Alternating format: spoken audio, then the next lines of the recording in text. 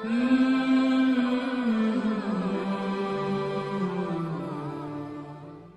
اللہ والصلاۃ والسلام علی رسول اللہ وبعد۔ پیارے بھائیوں اور دینی بہنوں، السلام علیکم ورحمۃ اللہ وبرکاتہ۔ ایک بھائی نے پوچھا ہے کہ اگر پانی گندا ہے اور مشین کے ذریعہ اس کو قابل استعمال بنا دیا گیا ہے، پاک بن گیا ہے، تو کیا اس پانی کو استعمال کیا جا سکتا ہے؟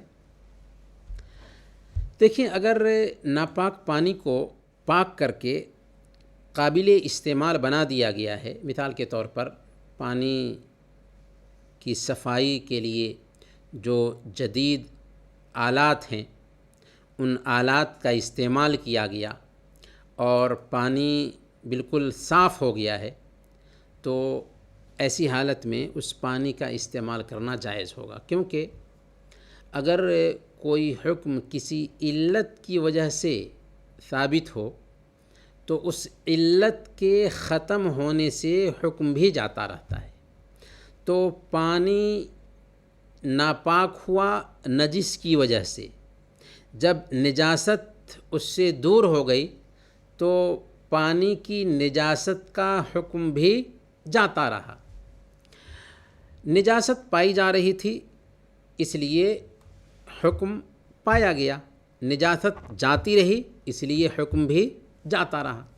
اسی طریقے سے نجس چیز کی صفت اگر بدل جائے، یاد رکھیے گا کہ نجس چیز کی صفت بالکل تحلیل ہو جائے تو اس کا حکم بھی جاتا رہتا ہے۔